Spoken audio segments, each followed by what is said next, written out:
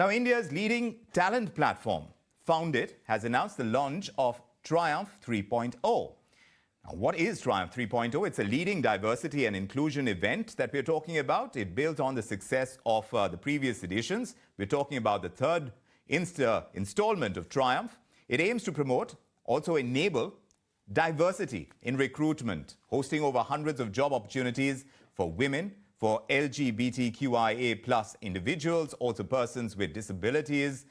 This three-day virtual career fair is going to connect job seekers with leading organizations. Their aim is to empower job seekers by focusing on key segments like people with disabilities, like I mentioned, LGBTQIA plus professionals. And they're, in addition to that, going to focus on age-diverse talent as well, and multicultural workspaces. It's going to bring together diverse communities.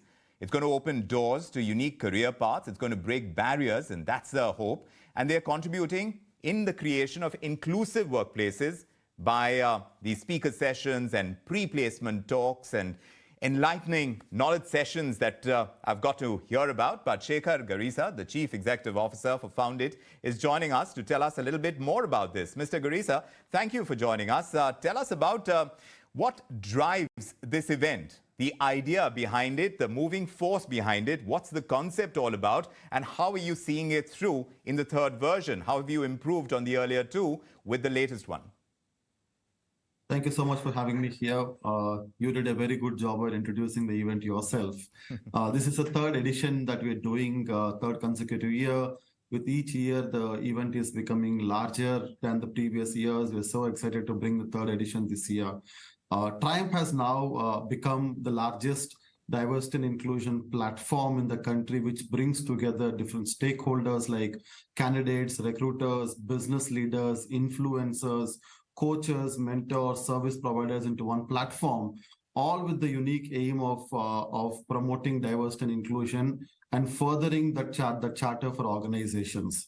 So the last 2 years, we've experimented with the formats, but what remained constant is massive participation from the candidates. This year, we've already crossed 150,000 registrations.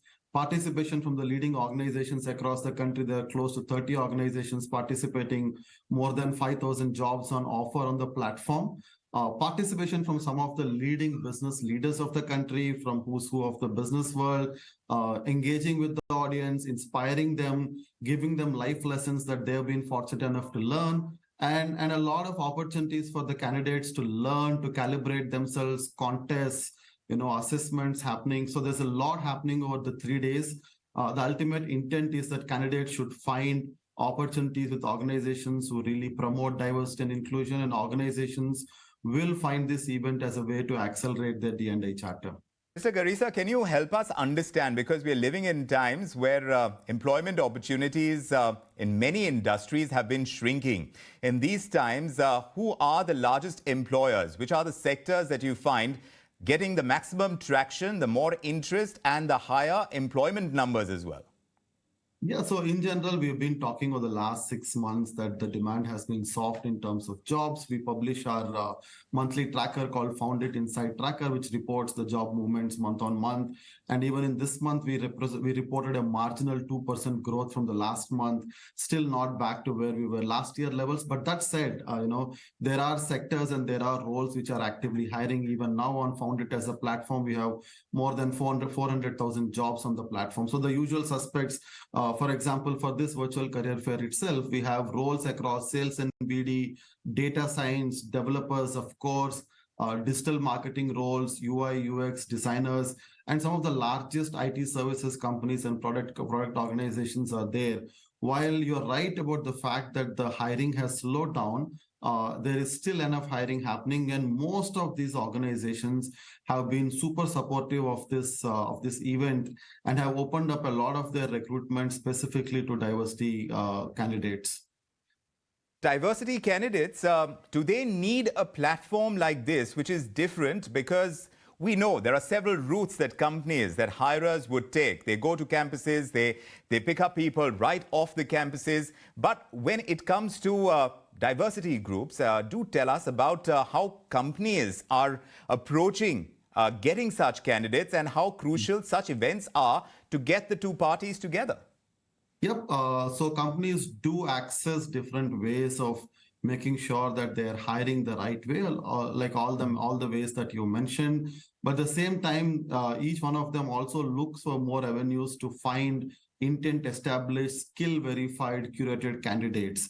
And companies are always on the lookout for platforms to showcase their own culture in terms of how they promote diversity and inclusion. So in many different ways, companies rely on multiple formats to be able to do it. All of them are welcome. All of us know that so much has happened in this space in the last few years, but will be the first ones to accept that so much more needs to be done. So the more platforms and avenues that are available to further this cause, the better it is. The difference between Triumph and many other options that might be available, like campus hiring, you mentioned, regular database-based hiring, is the fact that we bring a lot of these people together at one place. This is a really accelerated way of hiring. We give a lot of opportunities for employers to showcase their value prop to this diversity talent. We give a lot of space on the platform for real-time interaction.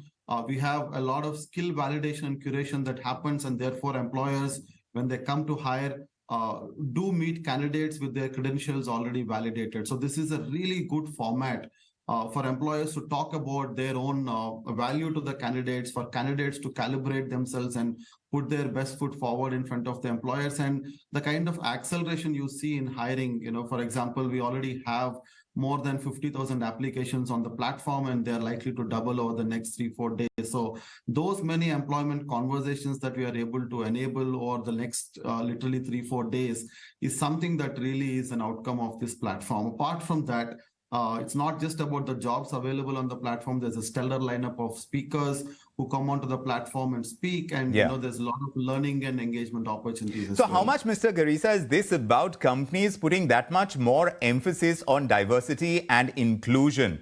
And are there sectors that are pushing that cause more than others? Are there companies that are doing it in a more pronounced fashion than others? Clearly, one good thing I would have to admit is that across the sectors, across the companies, diversity and inclusion is no longer a buzzword. Almost everyone has a fairly well-described program about how they're going to get there. And therefore, across the sectors, across the organizations, you would see this happening. That said, there are a lot of IT services organizations, BFSI organizations, which are leading lights among this in terms of really pushing their numbers in terms of diversity hiring. The usual suspects, you can find almost all the IT majors and product leaders and, BFSI leaders on the platform now who are looking to hire.